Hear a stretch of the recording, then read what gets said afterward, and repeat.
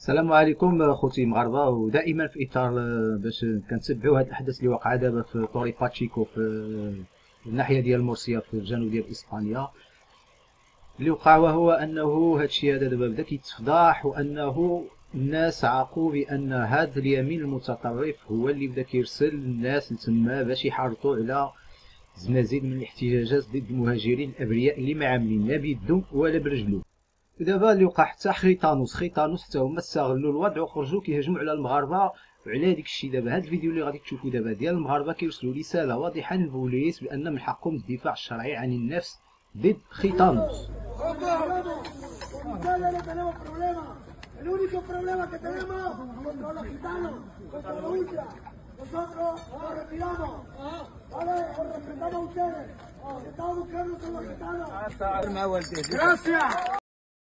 هاد الدراري اللي كتشوفوا دابا هادو راه هما مغاربه، ولكن هادو راه بعادين على المشاكل. هاد الناس هادو معروفين كيخدموا على راسهم. الناس ديال مرسيا عموما معروفين كيخدموا في الفلاحه، بعادين على المشاكل. المشكل ديالهم عندهم مع خيطانوس اللي كيتهجموا عليهم، كيستغلوا هاد الحمله هادي. وها هي اكدتها السيده إيريني مونتيرو.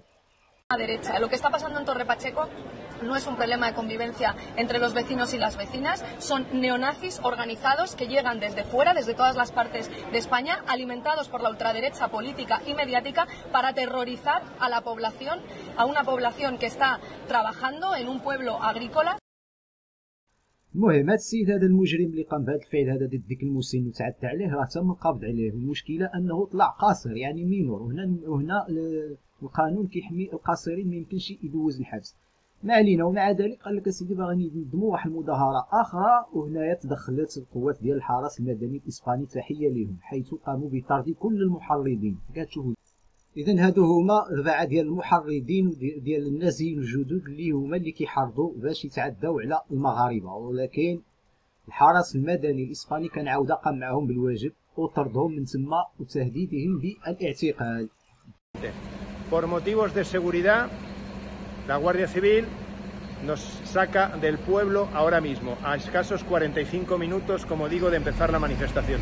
Tenemos la plaza allí mismo. Buenas. Me acaban de echar de Torre Pacheco. Ha venido un capitán de la Guardia Civil y me ha dicho que o me voy de Torre Pacheco o que me tienen que detener por la ley de seguridad ciudadana por desobediencia civil. ايوا شنو بغيتي؟ هذه راه اسبانيا بلاد الحق والقانون. حنا راه كنتبرؤوا من هذاك المجرم اللي تعدى على هذا السيد هذا، واخا هو مغربي، ولكن في نفس الوقت لا تزر وازرة وزر اخرى. حنايا ديك الناس اللي بريئين وخدامين على راسهم عطيوهم بالاتساع. السلام عليكم ورحمه الله تعالى وبركاته.